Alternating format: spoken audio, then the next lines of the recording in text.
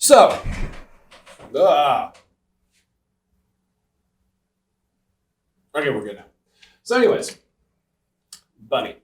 I'm gonna pet the bunny while I'm talking here. We've gone over a few Civil War battles. It kind of feels like we're like skipping chunks of years. But hey, welcome to 8th grade American history. It's more of a survey class, meaning it's got the broad interpretation, not so much like knee-deep analysis in every single thing that takes place. So today we're actually going to take a step back, take a breather, and instead of focusing on cannonballs, muskets, and people stabbing each other and building ships out of metal and shooting at each other, bing, we're going to focus on the other part that was taking place during the Civil War. That would be society as a whole. There were a lot of changes taking place inside the United States. You could almost call them growing pains to a degree. And it's super important to discuss it because, as we've already talked about, the Civil War produces a lot of innovation. Humans are really good at finding new ways to kill each other during times of battle. More efficient, less blood. Well, for the winning side at least. We've talked about this in some forms, whether it be the ironclads, the use of cannons. There's an advancement in technology. Eventually, we're going to talk about rifled barrels that actually make the bullets spin so it goes straight, kind of like a football. We're going to talk about the Gatling gun, which is the predecessor of the machine gun. All these things come out from the Civil War. However, there are other things we get from this time period besides just new ways to kill one another. A lot of that comes in the form of media. So a few things that are super important to realize that we get from the Civil War era. First, newspapers. Now, the printing press has been around for quite some time, and newspapers already existed. However, this is the beginning of newspapers in mass production in both the North and the South, and what we will later refer to as yellow journalism. Yellow journalism meaning that I'm not exactly going to give you the full truth, but I'm going to tell you enough to get you excited. Sound familiar? Yeah. So yellow journalism starts to form in the sake of, you got these newspapers, they want people to read. All right, well, if I want people to read my newspaper, to buy it, then they need something good to read about, right? Do they really care about the boring story across the street? No. Do they care about how many rebels the northern folks killed? Yes. Or if I'm in the South, do they care about the South winning the war against the crazy Yankees? Absolutely. The more detail, the more grit, the more earth-shattering things that I can show them, the more they're going to invest. We know this already because unintentionally, Harriet Beecher Stowe already proved that with Uncle Tom's Cabin. If I make it as dramatic as possible, not her intent, by the way, but if I make it as intense as humanly possible, people will be more amused, will be more drawn to it, and they'll be more likely to read it. The old adage that I've used in class for years is, buildings blow up, and we're amused. How many times did I watch on repeat for over a year of the news station showing airplanes hitting the Twin Towers in New York? Why did they do that?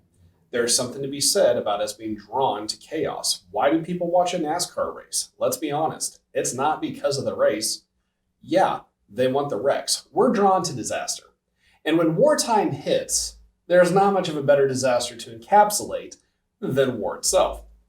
So the newspapers really start to pick up production and the journalism really sprouts forth. You now have journalists that are on the scene of the battlefields. They're writing back about, here's what I saw, here's what was said. There's quotations being used. Like, we're getting full narratives and full stories that people are wanting to read in the newspapers, right? So that's the first piece, the newspaper. The second piece, which arguably may have been more impactful than the newspaper because of what happens later on, the Civil War is the first time that you really see photography used. Photography has been in existence for a few years, hit or miss at this time, but it's not really well versed. A lot of people aren't using it. This is the first war where we actually get photos from the Civil War itself. We get photos of the dead bodies. We get photos of the cannons. We get photos of the cities. We get photos of the rebel life. It's kind of hard for us to imagine. In 2021, we can look at the original black and white photos of what took place during the Civil War. A lot of times when we think of history, we think way back. We don't know what the Revolutionary War looked like. We don't know what the War of 1812 looked like. We don't know what the medieval times looked like. The Civil War in the United States was really one of the first times that we, the average citizen, are able to see, like, whoa, this is what it actually looked like. The guns were taller than the people. those cannons were real. Jackson really was sucking on a lemon in the middle of his troops. Like, we're more captured into the moment of the war than we'd ever been before, which is why a lot of historians and people romanticize the Civil War, because it's something that we're closer to, that we can connect to.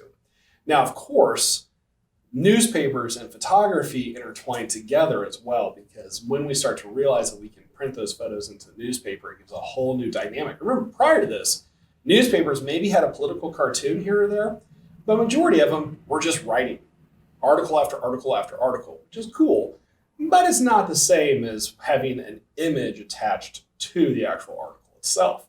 So really, arguably, inside society during the Civil War, two of the biggest things we get as a byproduct of war itself is the newspaper, mass-produced, and also the Civil War, or the photography in the Civil War. The other thing to realize is this.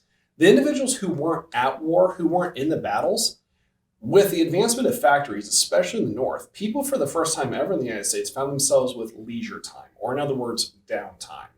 In other words, when you're sitting on your iPad at 11 o'clock at night, okay?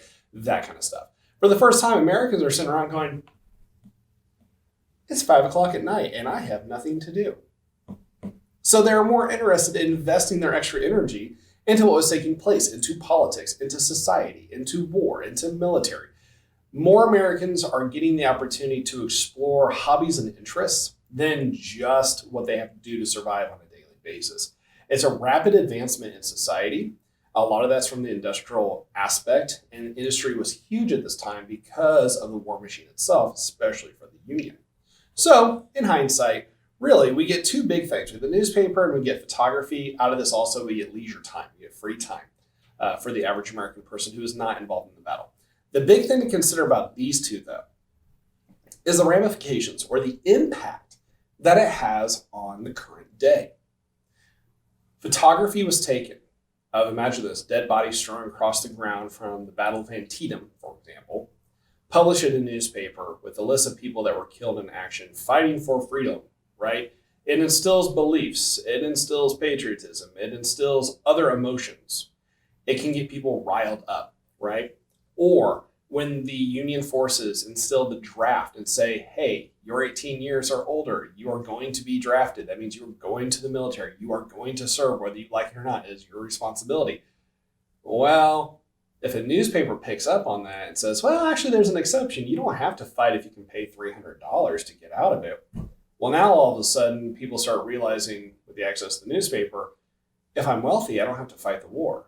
Well, that's not fair. Those who are rich should be able to should have to fight just like the middle and lower class, right?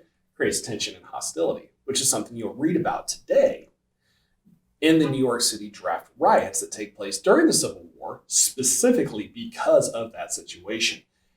When we get the newspapers and the photography, we also start to get more of a media persuasion used to instill, to agitate, to excite people, and there's ramifications because of that. Very similar to 2021. So there you go. Brief background, newspaper, photography, two big pieces that we get out of the Civil War during that time era of technology revolution, and its impacts are still felt to this day. Ta-da! Magic. Thanks.